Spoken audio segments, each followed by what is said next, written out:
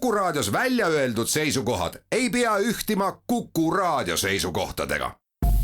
Te kuulate Kuku Raadiot.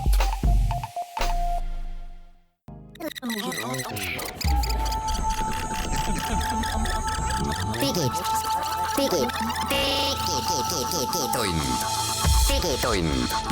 Nutikad lahendused ja digitunni toob sinuni Elisa. Tere head kuulajad, eetris on tehnoloogia uudiste ja kommentaaridega Digitund ja me oleme jõudnud 2020. aasta juunikuu viimase saateni, sest käes on 29. juuni.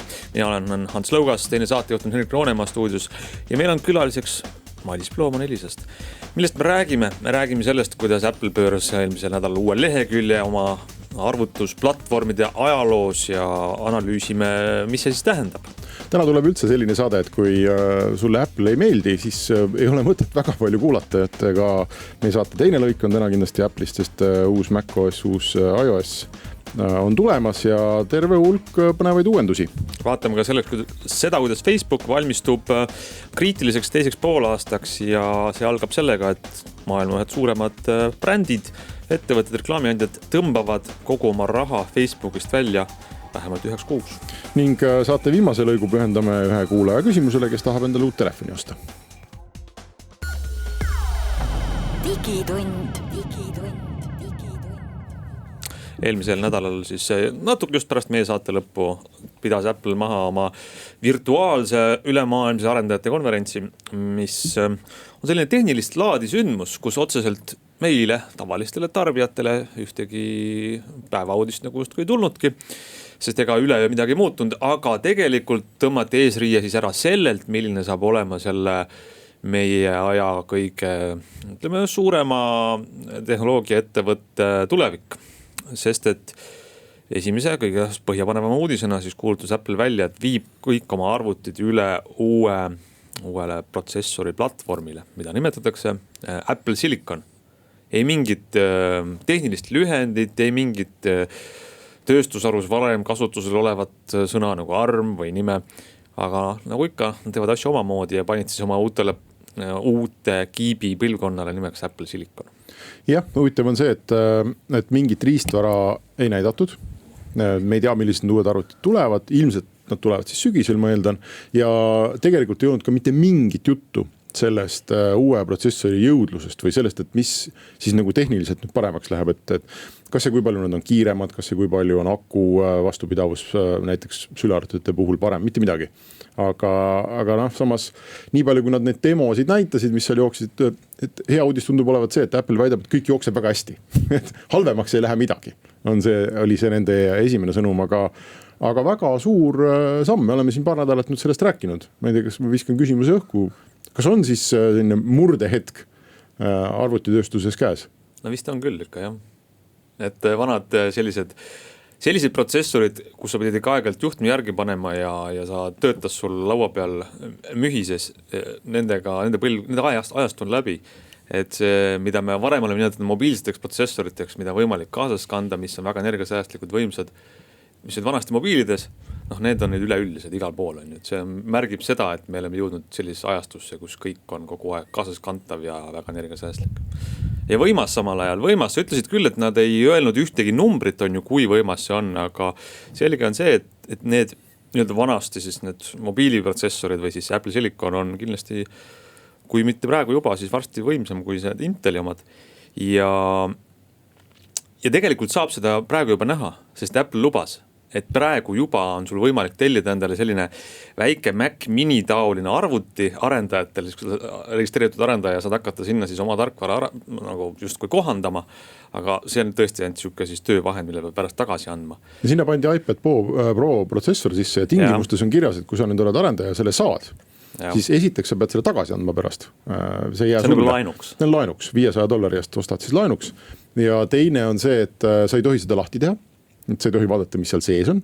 Ja kolmandaks, sa ei tohi mitte mingisuguseid jõudlusteste selle peal jooksutada. et kui kiire see asi siis on. Et sa võid lihtsalt vaadata, et kas su äpp selle peal töötab. Aga ühe numbri nad siiski ütlesid, et üleminekuperiood on 2 aastat. Ja see oli, ma arvan, paljude inimeste jaoks üllatus, sellepärast, et kuna me täpselt ei tea, mis see tähendab, eks, aga peale sülearvutite on ju ikkagi täna Apple toodab, nagu sa ütlesid, Mac Prod, mis on ülivõimas, ülikallis lauaarvuti, ma ei tea, Hollywoodi filmide tegemiseks sisuliselt. Ja kui see 2-aastane üleminekuperiood peaks ka nende kohta kehtima, siis Apple sihib ikka kõvasti kõrgemale, kui me arvasime. Sest siiamaani ikkagi oli, ma saan arusaam, et hea küll, et lähme sülearvutitega võib-olla üle. Aga et need kallima otsa, need üliprofid Macid, et need jäävad pikaks ajaks Inteli peale. Kui peaks kehtima, et neil on plaan ka need 2 aasta jooksul ära tuua sealt, no siis neil on ikkagi midagi rohkem salves, kui me arvasime. Muidugi on see väga keeruline, kui sul on 2 aastat selline nagu limbo, et sa oled ühe jalaga tulevikus, teise jalaga minevikus ja väga praktiline küsimus on ju, mis on päriselt iga normaalse inimese ees, kes on näiteks oma vana sülearvuti on aegunud, tahab uut osta ja vaatab, siis on ilusaid PC-sid väga häid ja on need Mac'e. Kas mõtet on seda Mac'i praegu osta, kui tuleb võib-olla sügisel, võib-olla järgmisel aastal tuleb välja mingisugune uus Mac, mis on hoopis uue arhitektuuriga, äkki palju võimsam, kiirem, võib-olla pakub uusi võimalusi, mida praegu ei olegi on ju siin sülearvutis. Et see on nagu pikk selline ebakindluse aeg, mis tegelikult Apple'i jaoks muidugi väga neid ei huvita see, sest nendel põhiäri on telefonide peal, see kogu see arvutite osa on suhteliselt väike osa nende ärist. Aga sellist ostja jaoks mina küll ei ostaks ühtegi Maci arvutit praegu nüüd lähiajal, mitte mingil juhul.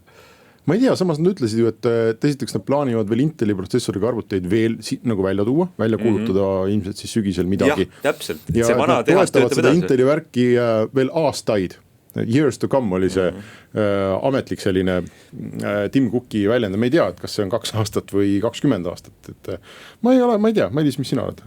Sa on juni lähe Maci ostma, ma vaatan su musta arvutit siin. Ma mõtlesin, ma saan nagu selle saate lõigu nagu rahulikult ilusid nagu linnapilti vaadata, sest et ma oleks läinud sinna kategooriasse, et kui teema ei kõneta, siis nagu lülita välja ennast. Aga ma nii palju nagu oponeeriks siis sellisel juhul, et ma küsiks teie käest, et mis te arvate, kui suur hulk on neid inimesi, keda nagu päriselt huvitab see jutt, mida te räägite, kes päriselt ostavad kõige viimase, kõige uuema tarkvara? No vahet pole, kas siis telefon või arvuti või see on see statistika, mis mul olemas on, pakkuge protsenti. No ma arvan, et ikka kuskil 90-100% meie saate kuulajad. Okei, see oli väga poliitiline vastus on, aga võtame siis kõikidest inimestest, kes seadmeid ostavad. Ei, kindlasti see on, paljude jaoks nad ei teagi, mida see tähendab, mida protsessor teeb arvutis. Täpselt, sa lähed nagu poodi ja sa ostad selle seadme tegelikult, mida sellel hetkel see müügimees on motiveeritud sulle müüma. Ja nüüd seda, mida see konkreetne müügimees on motiveeritud sulle hästi müüma, seda saab Apple väga hästi enda incentivitega või siis enda boonustega tulemustasud, eks ole. Jah, põhimõtteliselt tulemustasu, sellega nagu juhtida. Ehk siis ma nüüd küll ei muretseks, et neil kuidagi halvasti selle pärast hakkab minema. Ma arvan, et need inimesed, kellel on nagu uut seadet vaja ja miski pärast peab see õun olema, siis las nad ostavad järgmise 2 aasta jooksul ka neid seadmeid, ei juhtu hullu midagi. See on minu jaoks oli üldse huvitav selline küsimus mul tekkis, et kas see tänapäeval üldse loeb, et kui palju see nagu üldse loeb, et kui palju on neid inimesi, kes oma, ma ei tea, sülearvutites tohutult peavad jooksutama mingit võimsust nõudvaid asju. Et ühest küljest justkui, ma ei tea, mina teen enamus asju brauseris, ma ei tea, kuidas teil on. Mul on üks rakendus põhimõtteliselt arvutis ja mõned asjad, mida ma siis ei tee brauseris ja keegi jooksutab Office'it. Selle kohta nad ütlesid, et Microsoft juba töötab selle kallal, et ka Office hakkab siis ilusti tööle nende uute protsessoritega. Aga samas, kui sulle pannakse ikkagi poes lauale 2 arvutit ja üks nendest, ma ei tea, aku kestab kõvasti kauem ja arvuti ise on õhem ja kergem ja samas võimsam, et on ju asi. Üks pool sellest, teine pool on pigem see, mis ka kuhu ka gaming industry läheb, et sul tegelikult arvutusvõimsus ei ole enam lokaalses masinas, vaid on pilves. Just. Et pigem nagu brauseri all, et kõik on seal, eks ole. Aga ka suured ja sellised nagu väga palju arvutusvõimsust nõudvad tegevused pigem kolivadki pilve, sellepärast, et nii on optimaalsem ja nii on, just nimelt sul saab see seade olla pisike, õhuke, ei kuumene üle, su info ei lähe kusagile kaduma, et pigem ta liigub vaikselt tasakesi sinna poole, nii et ma olen nagu nõus, et selline väga riistvaras kinni olemine on veel rohkem niši teema, eks ju, neid kindlasti on.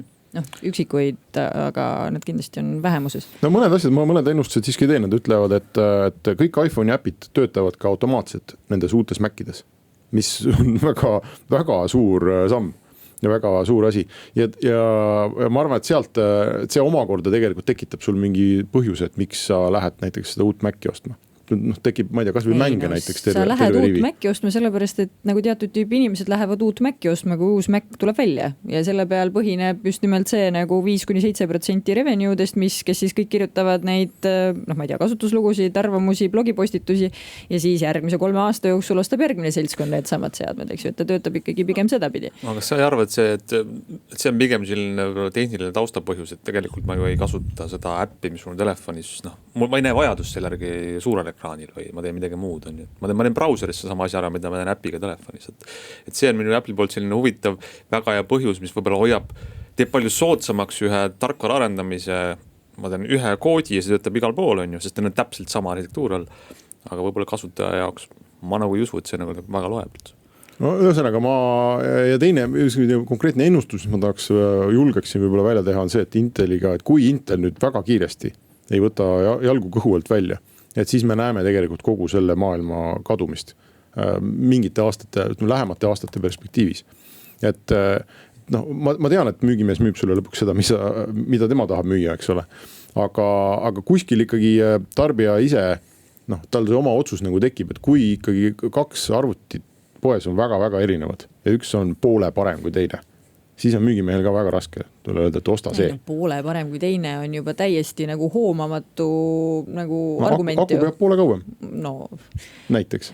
No see on jällegi üks nagu välja valitud kriteerium. Ma mõtlen, et enamus inimesi ostab selle seadme, mida talle soovitab kas sõber või siis nagu raadiosaate juht, keda ta parajasti juhtub kuulama mingisugusel subjektiivsel põhjusel või siis müügimees seal salongis koha peal. Et siin ei ole mõtet otsida nagu ratsionaalseid argumente sellele, aga müügistatistikas pole kunagi mõtet otsida nagu ratsionaalseid argumente, et inimesed arvavad, et see seade on hea. 5-7% on neid inimesi, kes päriselt nagu süvenevad, arvavad, vaatavad mingisuguseid parameetreid. Neid ei ole rohkem, neid pole kunagi olnud, neid tule juurde ka. Aga nad on arvamusliidrid. Ja nad on arvamusliidrid ja nendest tulevad mingisugused soovitused, eks ju, et kui nagu see sama arvamusliider selle nagu alla tulistab, siis on väga keeruline. Kas teeme üks pausi ja räägime siis natuke ka tarkvarast?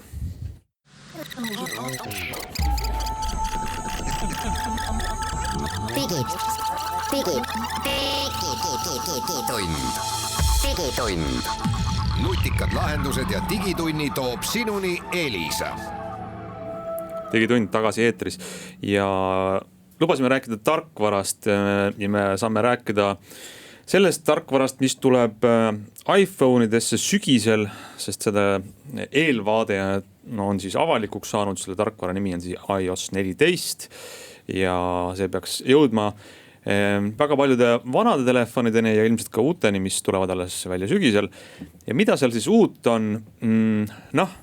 Meie kuulajad on intelligentsed, nad teavad igasugu asju telefonidest ja teavad ka väga palju, mida näiteks, kes ei ole iPhone'i kasutaja või vabandust, kes ise on iPhone'i kasutaja, teab, mida konkureeriv Android pakub, siis tegelikult on selles uues iOS siis väga palju tuttavat.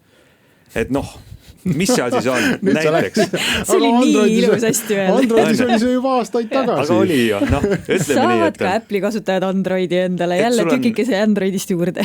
100 äppi näiteks telefonis, siis sa ei pea kõik 100 ikooni oma ekraanil edasi-tagasi kerima, vaid saad visata näiteks ära sahtlisse, mida sa parasjagu ei kasuta. Või siis panna. iPhone'idesse tekib esimest korda ajaloos üle võimalus saada ülevaade kõikidest äppidest, mis sulle sinna on installitud.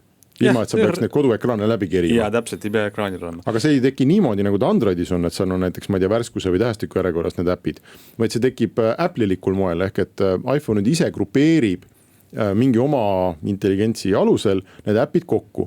Ehk et sul on näiteks, ma ei tea, mingid muusikaäpid, mängud, ma ei tea, produktiivsus, viimasena installitud äpid, need tekivad sellised kaustad. Mida telefon ise kokku paneb. Ja siis see häkk on see, et sul endiselt on võib-olla veel see 12 koduekraani nende ikoonidega, kuhu sa kunagi ei jõua, sest sa ilmselt kasutad, ma ei tea, esimest 2 koduekraani. Rohkem edasi, mis seal, mis 3. või 10. on, seda sa enam ei tea, on ju. Et need saab lihtsalt ära peita. Need koduekraanid. Saab ära peita? Jah, ära neid mulle näita. Aga iseenesest täitsa kihvt ju. No ja siis tulevad midagi veel sellist, mis on osa nagu rakendusest või äpist töötab sinu koduekraanil ilma, et seda äppi peaks käivitama. Widget on selle nimi. Hämmastav. Mõtle, kas nagu 10 aastat tagasi Androidis oli või ei olnud see juba olemas. Aga ei muide, seal on terve rivi selliseid asju, mis tõesti, nagu Hans ütles, et on olemas ka asi nimega App Clips, mida ma ei mäleta, mis Androidi maailmas selle nimi on, kas paar aastat tagasi tõid selle välja. See on see, et kui sul ei ole äppi installitud, aga sul läheb seda hetkel vaja. no tüüpilised näited olid seal mingi parkimisäpp või kohviku mingisugune kassas mingi püsikliendi äpp või kas või see tõukeratta laenutuse äpp.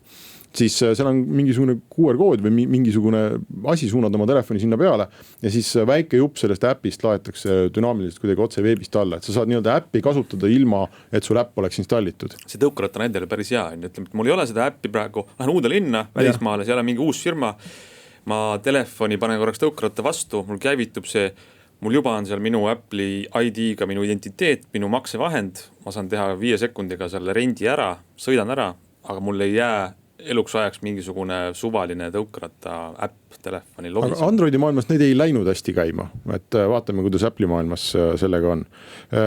Nii, mis see veel uut on? Väga kõva pauk YouTube'ile on see, et on nüüd võimalik siis videot vaadata niimoodi, et see kuskil ekraani nurgas lohiseb. Teatavasti praegu on ju maailma suurim probleem teismelistel on see, et kui sa kuuled muusikat YouTube'ist, siis paned selle YouTube äpi kinni, siis muusika jääb seisma. Muusika jääb seisma, muud lahendust ei ole, sa pead raha maksma mingi Spotify, mingi muu jura eest, aga nüüd see YouTube'i aken jääb siis alla nurka niimoodi mängima, muusika mängib edasi ja sa saad telefonis siis suhelda või kirjutada, nii et teismelistel palju õnne teile. Taaskord, et oleks äkki Androidis olnud see, ma pakuks 3 või 4 aastat tagasi, aga mis nüüd sellest siis? Mis nüüd sellest? Ja, iPhone hakkab tööle autovõtmena, kui sa ostad uue BMW 5 seeria. Ilmselt see tuleb ajapikku teistesse autodesse ka. Ehk siis telefon on, paned telefoni auto vastu, auto saab aru, et see oled sina. Ehk siis tulevikus nagu on vaja auto varastamiseks pelgalt inimese telefon kohviku laua pealt kätte saada. Aga ma saan sulle näiteks lubada ka oma autoga sõita niimoodi, et ma see oli päris huvitav, telefoni saata. Et ma saan digitaalsed võtid saata siis message'is sõnumi rakenduses näiteks sõbrale, pereliikmele, kellele iganes, koos piirangutega, mis on väga huvitav, ajaline piirang, auto maksimumkiiruse piirang, auto kiirenduse piirang. Ma laenan sulle auto, aga sa ei saa seal gaasi päris põhja panna. Tundub nagu selline rendiautofirmadele kindlasti täiesti ideaalne lahendus. Nii, mis me veel siis on mõned uuendused, mis inimestele väga meeldivad ja kuidas sinu telefonis, Mailis, on, ma ei tea, me enne Ansuga minu Samsungi peal proovisime, kui sa teed telefoniga midagi parasjagu. Natuke täpsustanud. Ma ei tea, lihtsalt kasutad seda parasjagu kuidagi. Ma ei tea, vaatad YouTube'i või loed uudiseid sealt või ma ei tea, chatid ja nüüd tuleb kõne sisse. Nii. Et kas see kõne võtab terve ekraani üle? Kas see teavitus, et kuule, Hans helistab sulle, on terve ekraan või tekib sinna pisikene märguandekene, et sa ikkagi saad oma tegevusi jätkata, et tuleb lihtsalt väike notification kuhugi üles, et kuule keegi helistab. See sõltub rakendusest. Kui vaadata videot, siis tuleb üles Just. väike aga kui sa midagi mõistlikku üleliia ei tee, siis ta tuleb ikkagi üle terve ekraani. Ja nüüd uues iOSis on see niimoodi, et ei tulegi enam üldse üle terve ekraani, vaid tulebki sinna pisikene märguandekene, et vaata keegi nagu Androidis jälle, nii paar aastat on olnud. Ei, ma ei tea, minu Androidis ei ole, võtab ikkagi, ma enne lugesin veebist uudiseid, tegin näo, et ma loen ja siis on sellist, et siis võetakse terve ekraan, aga kui ma näiteks mingit üle terve ekraani asja teen, videot vaatan või mängin, siis tuleb pisikene Androidis, jah. No see on okei ju. Ja on okei, aga samas mulle võib-olla meeldiks, kui tõesti kõne ei võtaks ekraani üle ühelgi juhul. See on märk sellest, et see telefon, telekomi teenuste pakkujate ees, aga telefon ei ole enam see peamine asi selle telefonis. See on väike märgu on, aga see on väga häiriv, et tihti mul on võib-olla see asi, mis ma ekraanil teen tähtsam kui see kõne, mis sisse tuleb ja ma tahaks seda ignoreerida. Sa oled just vajutamas nuppu osta. Ja siis tuleb see vasta. Vagana Henrik helistab sulle ja sul läheb kõik sassi ja siis need odavad lennupiletid on läinud selleks ajaks, kui sa minuga lobisemise lõpetad. Väga õige. Ma nopiksin veel sellise väga huvitav asja välja, et Find My iPhone, näiteks selline teenus on praegu, kus sa saad otsida oma kaduma läinud telefoni ja nüüd Apple laiendab uues tarkvaras seda nii-öelda taristut selle all ükskõik mis toodetele. Et sa oled näiteks hakkad tegema interneti ühendatud vihmavarjusid ja liidestad oma vihmavarjud, millel on mingi kiip sees selle teenusega ja siis mina ostan su vihmavarju, kaotan selle ära, siis ma saan otsida selle Find My'ga oma vihmavarju ja ükskõik maailmas, mis iPhone siis on kuskil, mille lähedusesse vihmavari on mul jäänud kohvikusse või poodi, siis mu telefoni tuleb teada, et minu vihmavari oli seal, ma ei tea, linnas selles kohvikus ilma et see inimene, kes siis minu ilmavalgust mööda läheb, tema oma telefonist kuidagi oma asukohta jagaks minuga või midagi sellist. Aga kõik iPhone'id muutuvad selles mõttes selliseks nähtamatuks võrgustikuks, mille kaudu saab siis otsida kaduma läinud asju, kui selles asjas on milline see kiip. võrratu variant nagu armukadedatele meestele ja naistele oma abikaasa jälitamiseks. Väga täpselt saad selleks teada. ma olen juba lihtsamaid asju olemas. Aga noh, praegu näiteks kasutatakse tile väikseid jubinaid, mille pannakse kohvri külge või asjade külge. Laste võtmete külge. Jah, et see öeldakse, et tile'i ärimudel võib olla nüüd kutu, sest et Apple lihtsalt sõi selle ära, et oma palju suurema võrgustikuga. Meil on 10 sekundit aega, ma ühe asja tooks veel välja, mis mulle väga meeldis, on see, et äppidele saab nüüd anda loa, kui keegi küsib su asukohta, siis sa võid anda talle umbkaudse asukoha loa, mis on minu meelest täitsa geniaalne. Et ma ei tea, ilma äppe ei pea teadma, mis majas ma asun, on ju. Ta peab mingi suurema täpsusega võib teada, kus ma olen. Ja see on väga lahe asi, seda ma küll oodaks, et Eesti tuleb nõus. ka minu telefoni. Aga me läheme pausile.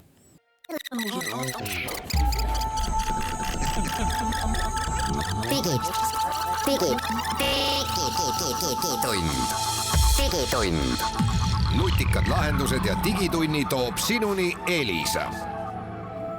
Ja digitund on tagasi eetris.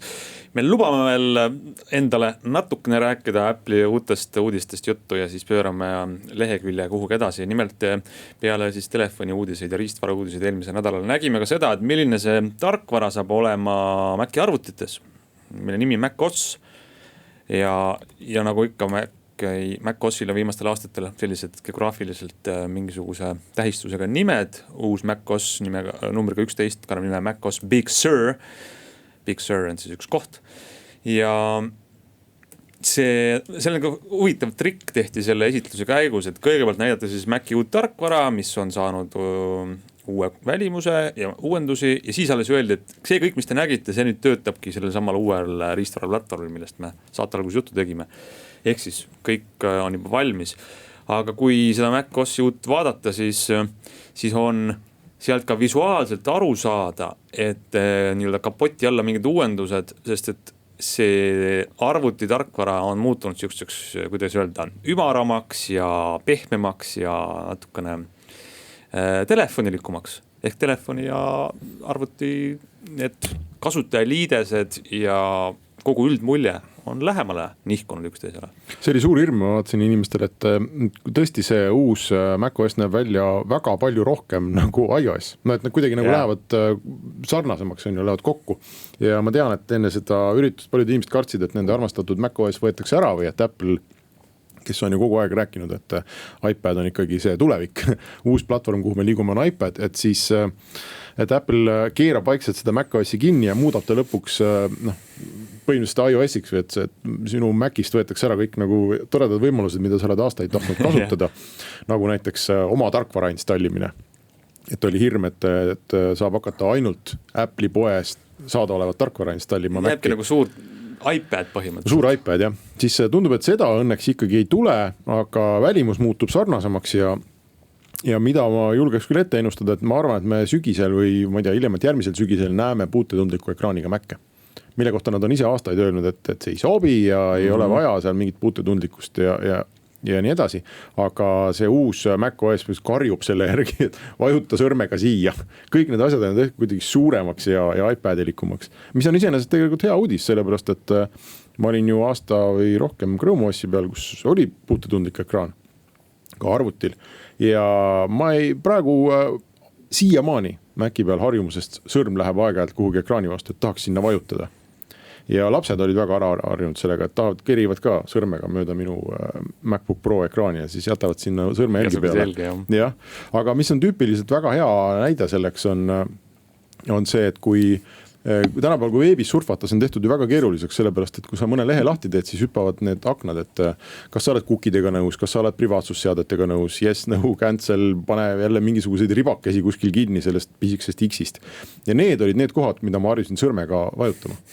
Ja nüüd ma ei saa, ma pean hiirega sinna sõudma. Nii et iseenesest väga tore. Iseenesest selles uues macOSis väga palju ongi uut sellest, millest sa rääkisid internetis surfamisest ja browser Safari, sest et tõsiasi on, et enamik inimesi ei kasuta kõike seda, mida veel on võimalik teha, vaid see browser on põhiline aken igasugu teenustesse ja mida siis Safari lubab teha. Esiteks on kiirem, 50% kiiremini kuni 50% kiiremini laevad lehed võrreldes näiteks konkureeriva Chrome'iga. Ja samas hoiab paremini akut kokku, isegi kui vaatad videot, sisse ehitatud igasugused, kuidas öelda siis, läbipaistvuskontrollid, et mida see veebileht sinu kohta kogub, mida sa parasjagu külastad, milliseid siis kolmanda osapoole selliseid jälgijaid siin on, et kui sa oled tavalisele, ma ei tea, suvalisele rahvusvahelisele meediaväljaande lehele, siis mitte ainult sa ei näe sellest meediaväljaande enda mingit artiklit ja pilti ja reklaame, vaid seal võib olla 10 või isegi 100 kuskilt mujalt reklaamserveritest pärinevaid asju, et see on nüüd kõik nagu ühe kliki kaugusel läbipaistev vaade ja samas on ka seal siis paremini organiseeritud, kui sul on lahti mingi 5, 10, 15 erinevat akent või sakki selle Safaris. Väga palju on läinud minust rõhku sellele, et see surfamine, mis on see number 1 tegevus, oleks võimalikult lihtne. Olgu, aga aitab küll Mäkist. Räägi Hans meile Facebookist parem. Facebookil on käes väga huvitav aasta. Nagu meil kõigil, ma ütleks, on väga huvitav aasta. Ja paljuski tänu Facebookile võib-olla. Ehk siis Facebook on väga suur, ju tegelikult rahaliselt läheb väga hästi, aga nad on selliste üha rohkem erinevate huvigruppide sihtmärgiks, kes näevad, et paljud probleemid ühiskonnas on Facebookis kinni. Ja väga konkreetselt siis on jõutud sinnamaale, et USA-st on peale hakanud selline erinevad igasuguste ühiskonna liikumiste kampaania, mille nimi on Stop Hate for Profit, millega püütakse Facebooki mõjutada mitte enam, mida on teinud seda tükk aega igasuguste otsekirjade ja pöördumiste ja ümarlaudade ja kongressis arutelude ja muude teemadega, vaid püüakse Facebooki mõjutada siis läbi raha, ehk siis Facebooki käivet nii-öelda panna ohtu ja selleks on nad siis suutnud omale paati tuua päris suured erinevad brändid, kes lubavad, et juulikuus nad ei pane ühtegi $1 sotsiaalmeedia reklaami ja Facebookile ei anna, kes siin on tuntumad Starbucks, Coca-Cola, kes ütlevad, et see on globaalne otsus neil, näiteks ka Eesti Coca-Colasse peab see ulatuma, et ei pandaks ühtegi senti sotsiaalmeedia reklaame, Unilever, Verizon, igasugused spordibrändid, toiduainetööstus, filmitööstusest, Honda on veel siin ja nii edasi, kes ütlevad, et me ei taha siis toetada. Ja kunagi lõpuks ei saagi ju aru, kas need ettevõtted siis ise näevad, et midagi justkui ei toimi selles Facebooki turunduses, mida nad teevad, või on see selline parema käe andmine ühiskonnas praegu tähelepanu olevatele liikumistele, et olla näidata solidaarsust tarbijatele? No ma ei tea, ma arvan, et see teema on natukene komplekssem, et valides sellise väärika vastase endale, on sul alati võimalik ise publicity't saada sellega. Et ma nagu ei näeks seda nii mustvalgena, et see on ainult nagu ühesuunaline boikott, vaid ka boikotteerides ja sellest avalikult rääkides on sul võimalik selle sõnumiga vedasi minna.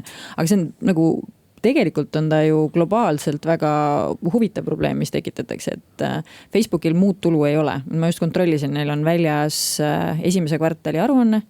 Ma nagu küsin siis teie käest, et ma eeldan, et ei ole seda veel lugenud. Esimese kvartali aruandes mitu protsenti kogu Facebooki tuludest, ma võin vihje öelda, et see on globaalselt siis $17.7 miljardit on siis nende tulu. Esimese kvartali? Esimese kvartali muidugi. Mitu protsenti sellest moodustab midagi muud peale reklaami?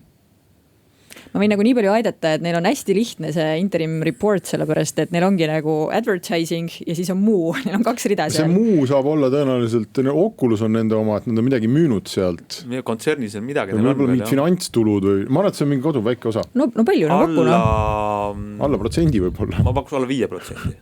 No teil on nagu, te pole kumbki, võib-olla jah, sina, Hendrik, oled natukene lähemal, 1,6%. Ehk siis 17.4 miljardit on siis reklaamimüük ja siis 297 miljonit ainult on muud tulud seal sees igasugused litsentsid. Muidugi nagu, need numbrid juhivad muidugi tähelepanu sellele, et olgu seal Coca-Cola ja Starbucks või Honda ja kes veel 10 sellist brändi, sest tegelikult see ikkagi on üsnagi tilk meres, mis neil on, et nende seda käivet nagu oluliselt mõjutada saab olema. Aga see meediafoon, nagu Mailis ütles, ei ole hea Facebookile.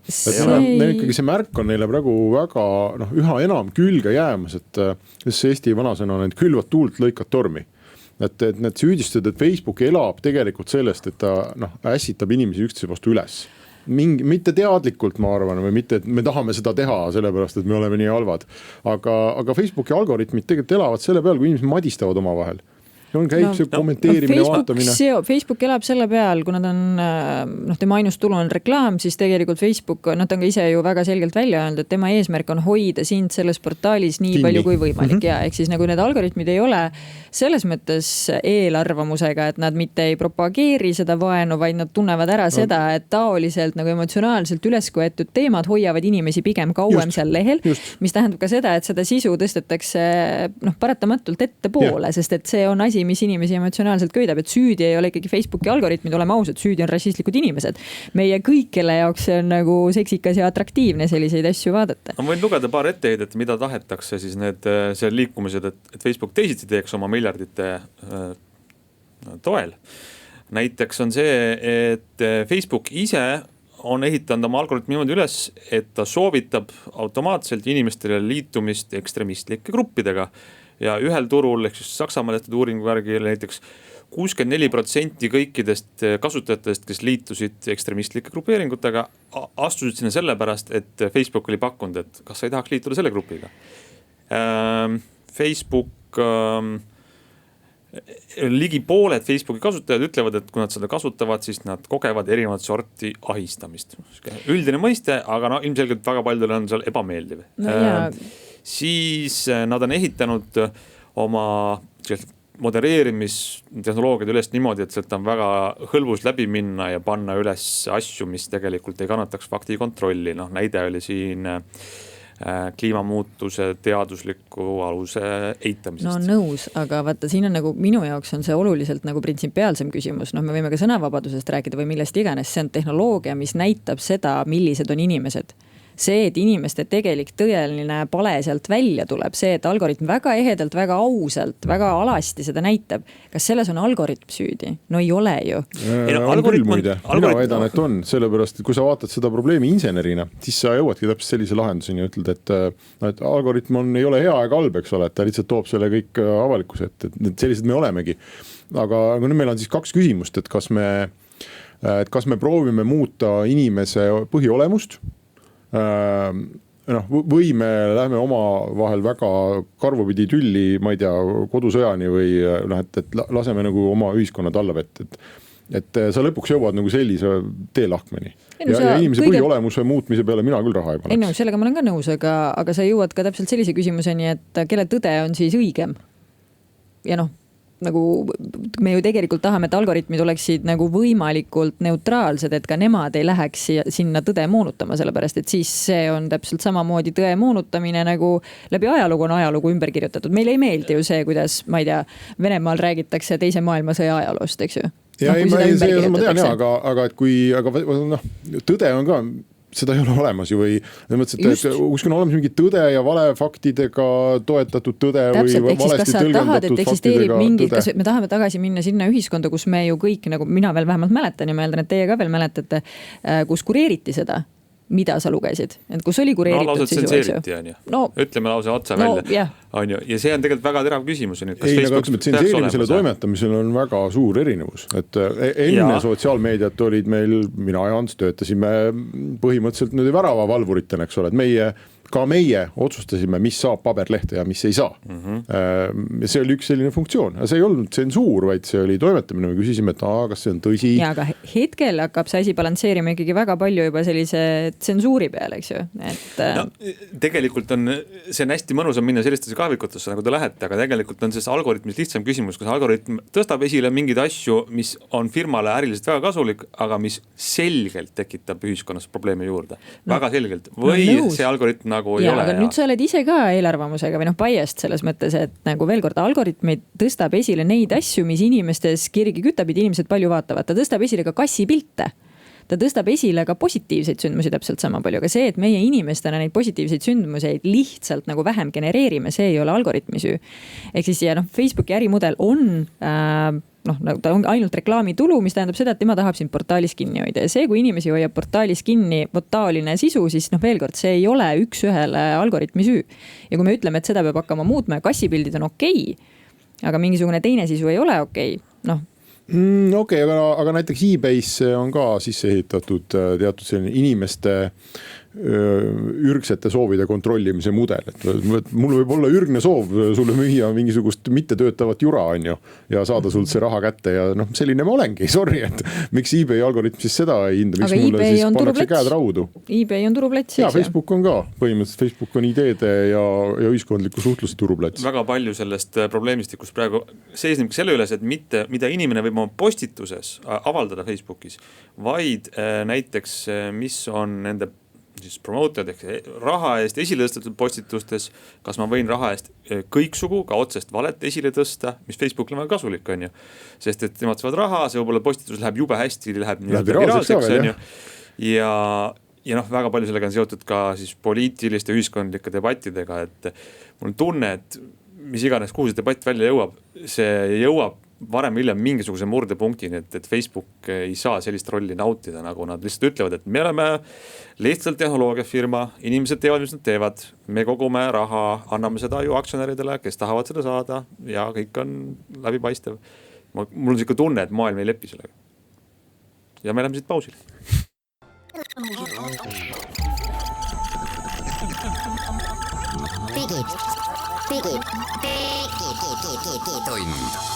Digitund. Nutikad lahendused ja digitunni toob sinuni Elisa.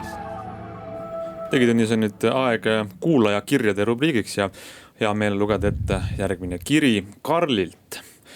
Ta kirjutab nii: ma lähen 5. klassi ja mulle hakatakse ostma nutitelefoni. Kas te suudaksite mind aidata? Isa kuulab teie saadet, soovitas teie kui ekspertide poole pöörduda. 1. klassis polnud mul telefoni, 2. 4. klassini oli mul nuputelefon ja nüüd on ema ja isa nõus ostma nutitelefoni. Me ei tea, millist osta. Kas te saate mind aidata? Ma tahan seda just nimelt juulis, sest ma tahan telefoni tundma õppida enne, kui ma kooli lähen, kuna mul pole kunagi telefoni olnud. Kas oleks pigem parem osta kasutatud või täitsa uus telefon? Ma tahaks ka, et see oleks suur, aga mitte liiga suur ja et igal aastal ei peaks uut telefoni ostma. Ja sellega oleks hea pilte ja muid asju teha. Väga suurt summat ka välja ei käiks. No. Ja siis Karl küsib meilt nõu, et kuidas teda aidata. Meile see kiri väga meeldis, sest esiteks väga selline asjakohane küsimus. Ja väga intelligentsed küsimused. Väga intelligentne lähenemine probleemile ja mis pole ka ju vähetähtis. Ma arvan, et Karl ei ole ainuke sellise probleemi, sest neid inimesi on kindlasti palju, neid lapsi. Noh, meil on 6,5 minutit aega küsimusele vastata. Ma võtaks esimese konkreetse küsimuse, mis ta siia pani. Kas kasutatud või täitsa uus? Täiesti uus. Mina olen uue poolt. Ma olen ka uue poolt. Ma võin ka põhjendada. Mul on üks erand, ma lasen põhjendada, aga siis kui võib-olla, siit kirjast küll ei selgu, aga võib-olla peres on jäänud riiulile seisma mõni täitsa toimiv nutitelefon, siis ma soovitan seda esimeseks telefoniks, et sellega inimene saaks oma esimese telefoni kogemuse kätte. Selle võib anda vanaemale või vanaisale. Miks ma põhjendan? Sellepärast, et need riiulile seisma jäänud telefonid või telefonid, mida keegi teine on, ütleme, kasutanud, ma ei tea, aasta-2, nad ühel hetkel ei saa enam tarkvara uuendusi ja uued äpid, mis tulevad, neid ei kirjutata ja need uued mängud, mis tulevad, no ka kasulikud äpid, ka kooli jaoks kasulikud äpid, neid ei tehta kohe alguses vanematele Androidi versioonidele või siis, mis iganes iOS-i puhul täpselt samamoodi. Ehk siis noor inimene, kes kindlasti tahab avastada, kindlasti tahab proovida kõiki uusi rakendusi, mis tulevad, kindlasti uus telefoni ja garantii on, ma arvan, ka oluline küsimus. Garantii ka kindlasti. Ma paneks siia ühe erandi, ta ei kirjutanud, mis telefonid tal näiteks isal-emal on. Kui isal ja emal on iPhone'id, siis ma arvan, tuleks osta iPhone. Nõus, et ja siis ma julgeks ka soovitada kasutatud, ütleme sealt iPhone 7-st ülespoole. Sest ikkagi uut iPhone'i minna ostma 5. klassi poisil seal 500 euro eest, see on natuke suur summa. No, mina kindlasti ka valiks sellise seadme, mida saab kindlustada, sellepärast ma ikkagi jõuan ringiga selle sama uue seadmeni tagasi. Aga siis kui iPhone, siis SE? Pigem jah. Aga nüüd jääb jälle nagu see, et ta kirjutab, et ta soovib suurema ekraaniga, sellepärast mina tuleks sealt, kui vanematel ei ole mõlemal iPhone, siis mina tuleks nüüd ikkagi Androidi siis maailma. Siis kindlasti Android, jah, ma olen täitsa nõus. Ma ise just tegin selle eelmine nädal läbi ja kui peres on üks ainuski Android, siis läheb juba jamaks. Et iPhone ja Androidid ei saa läbi ja Google ja Apple saavad läbi. Niipidi toimib. Ja tõenäosus ütleb, vaadates Eesti telefoni kasutajad, siis ilmselt sellises peres, ma ei rääginud otse Karlist, aga väga tüüpiliselt on olukorras, kus on vanematel Androidid ja siis on mõistlik osta Androidi telefon. Nii, aga milline siis? nii, mina jälle tulen oma strateegia juurde, ma saan aru, meil juba tekib siin erinevused.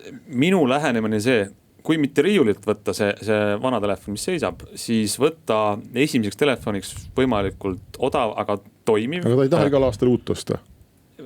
Võimalikult odav, aga toimiv telefon, sest see on inimese esimene telefon, kus sa saad aru pärast seda kasutamist võib-olla aasta, mis on tegelikult puudused või mitte ja sa saad hakata kas raha koguma või vähemalt unistama, et siis ükskord jõuda selleni, et osta see telefon, mis täpselt sinu vajadustele sobib. Võib-olla sa oled kõva mängija, võib-olla tahad teha YouTube'i videosid või neid vaadata, võib-olla midagi muud.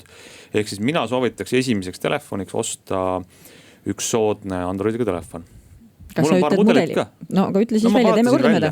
Meil on täitsa neid 100-eurone Xiaomi on praegu erinevates poodides müügil. Redmi 7A.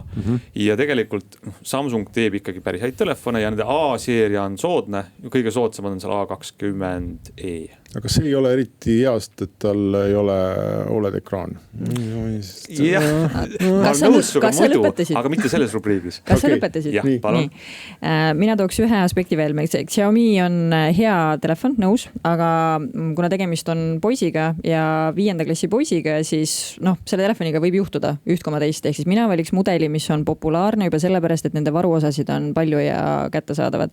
Soovitan kindlustada, aga isegi kui kindlusta, siis selleks, et sa saaksid nädala või 2 uue ekraani, siis on parem, kui see mudel on populaarne. Teine põhjus, miks valida populaarne mudel, on see, et sellele telefonile peab kindlasti panema ümber kaanet, kaitseklaasi sinna peale ja neid lihtsalt on saada populaarsematele mudelitele rohkem ja nad on soodsamad. Mina ei alahindaks kaamerat, ehk siis mina valiksin hea ekraan, nagu tänapäeval juba ka nendel odavamatel on täiesti okei ekraanid, sellised, millest me 4 aastat tagasi alles unistasime, 1000 eurot nagu välja käisime, eks ju. Et ekraanid on okei, küll aga ma valiks kaamera järgi ja ma arvan, et hea kaamera peaks olema nii esimene kui tagumine kaamera, sellepärast, et need on mõlemad paralleelselt kasutuses. Nüüd margi eelistusi, võib-olla mina valisin ka 2 tükki välja. Mina pakuks, läheks sinna 200 eurosesse hinnaklassi ja pakuks välja, ei ole üllatuseks ju, Huawei P30 Lite. Viimane täis Google'i toega, väga hea seade, väga kena näeb välja, töötab väga hästi. Hind on 200, jah? Alla 200 praegu. Ja teine võtaks ka Samsungist ja võtaks Galaxy A41, ta on natuke kallim.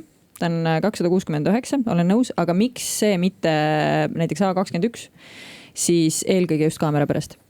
Et tal on parem kaamera ja ta teeb paremaid pilte.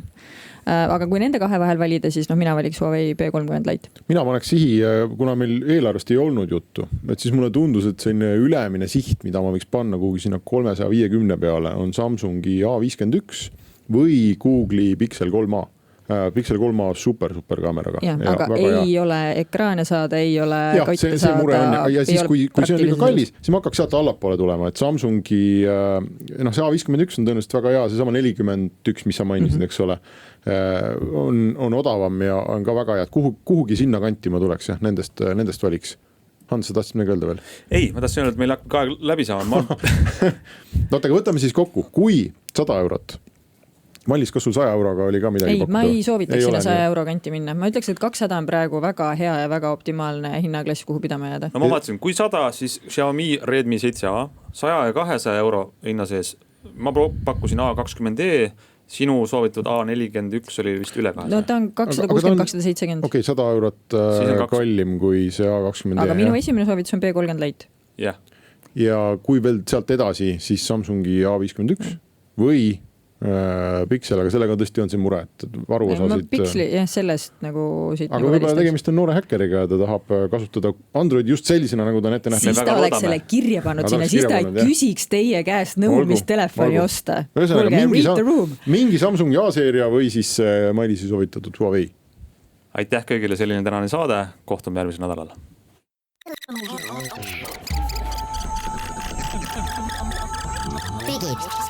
Digitund. Nutikad lahendused ja digitunni toob sinuni Elisa.